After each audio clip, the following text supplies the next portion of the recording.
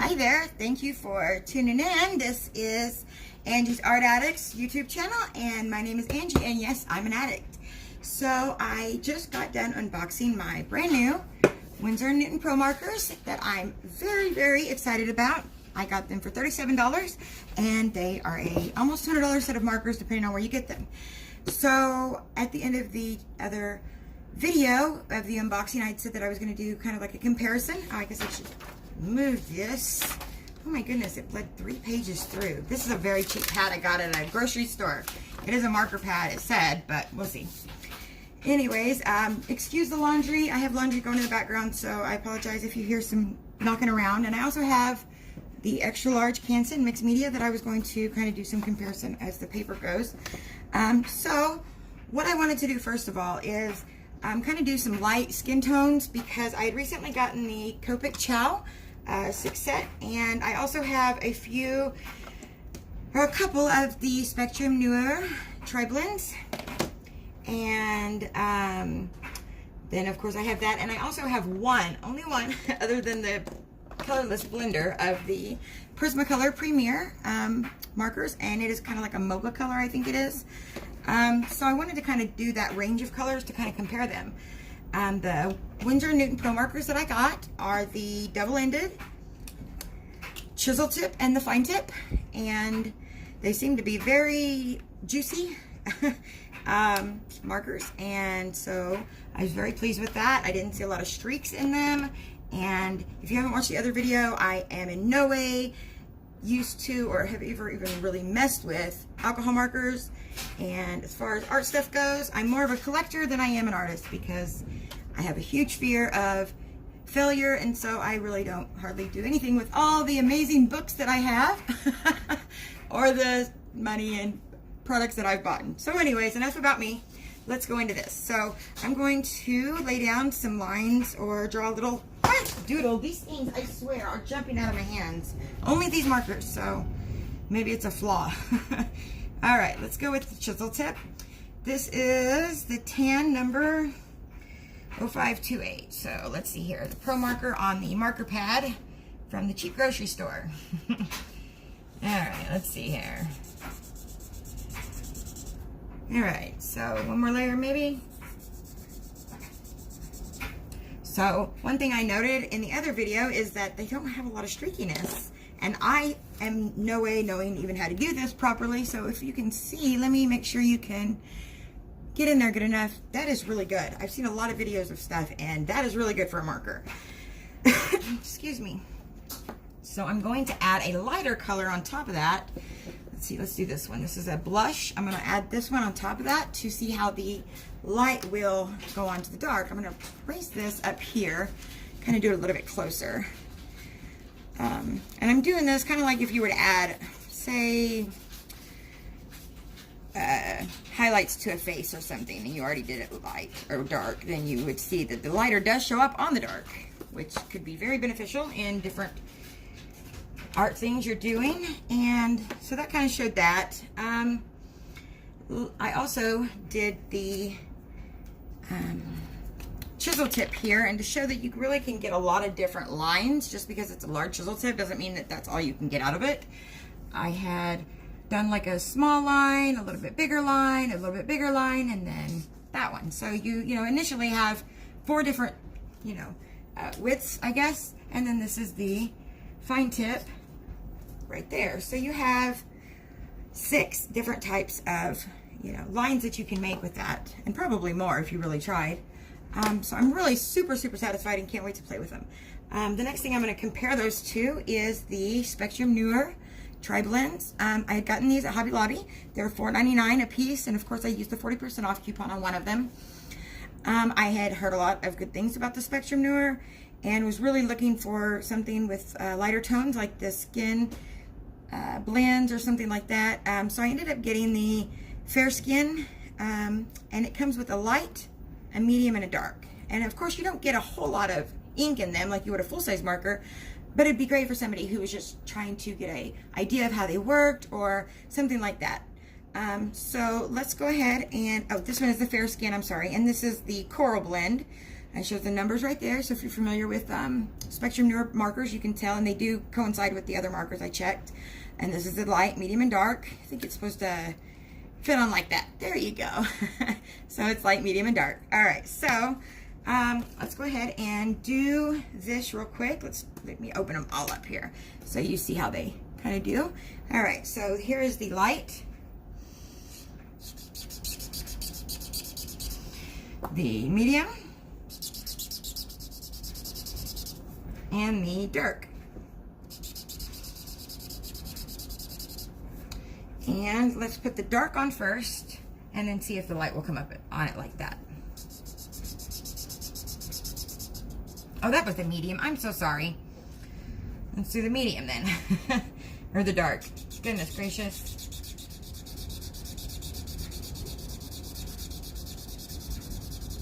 Okay, now let's do the light. And this is light. So let's see if it will come up on there like it did on that one. And it did not. As you can see, it did not do that. So that is a plus for the Pro markers, and maybe not so much for the tri-blends. I know I'd seen a lot of people online talking about these recently, and I do still recommend these. I think they're good pencils, or good markers, I'm sorry. And I have colored a little fairy in a book that didn't look too bad. I not really tried too hard in it. I was just playing around, but this is what the skin tones look like from the book there, if you can see. It really didn't do bad at all. So let's do the coral just to see. Let's see here. We have dark and medium and light. Oh, whoa, no, I had that. That's dark, medium, and light. I'm so sorry. I'm so mixed up. Okay. Yes, that's the light. Okay, there we go. So I'm going to do the dark and the light together to see if one will come up on the other like I did on those two. And then the light. It didn't do it on this one either. So I don't know if that is unique to markers that it did that or not, because like I said, I have no experience. Okay, now let's do the Copic Chow. And I only have 6. Well, I have 6 plus a black. This is the Copic Chow number E11. And let's see here. I thought it was pretty close in the same family there. Here is the E00. And yeah, that was pretty close there. I guess the next one would probably be this one. It is E93 Tea Rose. And these do have the brush tip on the other end. And I got these for a really good deal as well. They were $20 on Amazon. And so, as far as dark ones go, this is probably the lighter one of the set. It's E15 Dark Suntan. And let's use the brush nib on this one. So see, even the Copics actually are kind of more streaky than the other ones, if you kind of see. It might just be the way I'm doing it though, honestly. So, now let's see if the light will go on the dark in the Copics. Where did I put them? Okay, let's see here. This one would be the darker. Well, let's go with this one. Let's see here. This is the Copics again, and this is E11.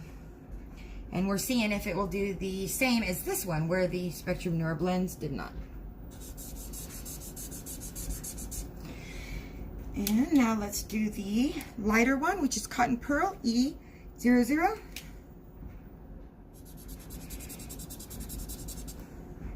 So it did show up, which is good, but it didn't make it lighter, if you can see, which is just a different thing, you know. I mean, like I said, I don't know if that is unique to that or what, but I could see how that would, you know, layer, and this paper does layer well, even though it bleeds through like crazy. So that is what I wanted to see as far as that goes. I would also like to maybe see how these work and how much they bleed on a coloring book page. So let me grab something real quick. I was playing around with this. Please don't laugh too hard. I was seeing what the markers I have could do, and Obviously, it looks horrible, and I just stopped. But I will see what these do on this page. So let's go ahead and take the, take the tan, I guess, and see just some random area of the page.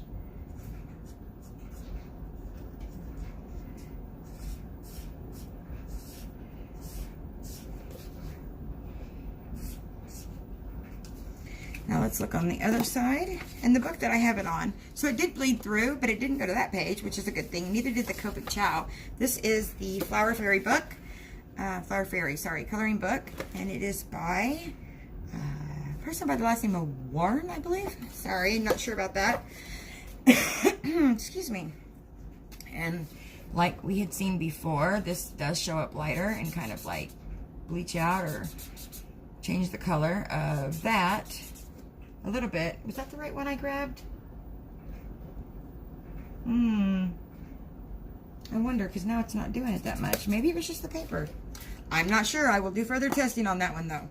Let's grab a couple of different colors here just to play around and see. Here's like a mulberry color, a maroon it says. Let's do the fine tip on some of these berries.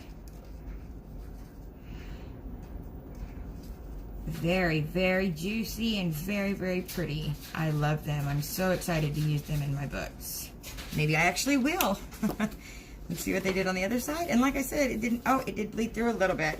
So, I mean, just like anything, you really want to use one-sided, coloring books and put a piece of paper underneath it or something to keep it from messing up your other pages. So, that is that.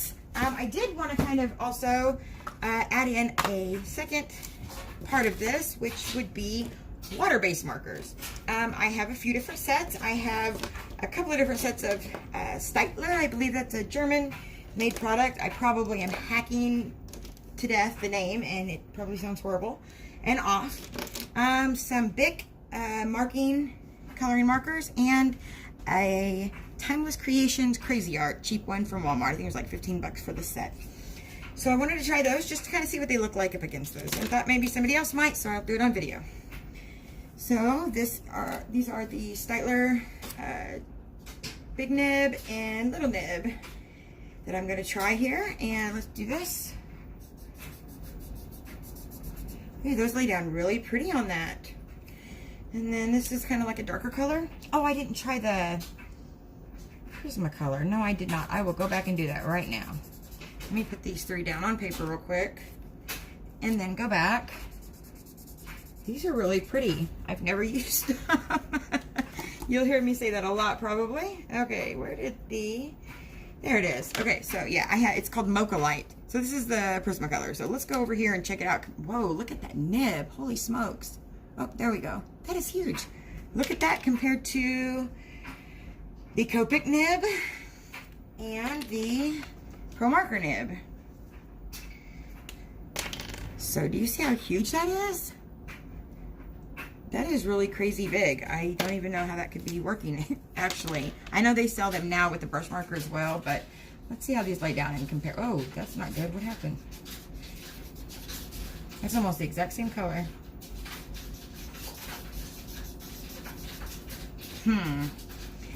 These Prismacolors are really just as expensive as Copic from what I've seen. And I don't know that I would purchase them, honestly, but maybe I'm incorrect, and maybe I will in the future and find out something new about them. But that is what I wanted to check out. And I do also have a colorless blender, and let's see if, I don't think I'm even using this correctly. I had seen in a couple videos that it's good to actually lay down. Yeah, it doesn't even lighten it. I don't even know how to use it. I had seen in some videos that it's good to like lay down the color first, or the colorless blender, and then put on the markers and do like this, and then like this. I don't know what I'm doing, honestly. You're probably screaming at the screen or your phone right now saying, please stop, you're doing it wrong, because I am pretty sure that I probably am. So yeah, that sucks, and I don't know what I'm doing. So, okay, back to the water-based markers. Those were the water-based markers that I tried there. The next ones that I wanted to put down on paper for the channel is the, where did they go? Okay, so some bit marking. This is the bit marking. They don't have any names, so let's see here. Sorry about the dinging, my phone is going off. And this one is like a brown tan color, it looks like. Yeah, they didn't have any skin tones or anything. Oh, what am I doing? Alright, so the other one was the Crazy Art. They did have a couple, or one skin tone type color. Oh, look at that fine nib. So, let's see here. These would be really good for bullet journaling or just like highlights in something. Small areas. Oh, well, that wasn't very useful, was it? So, anyways.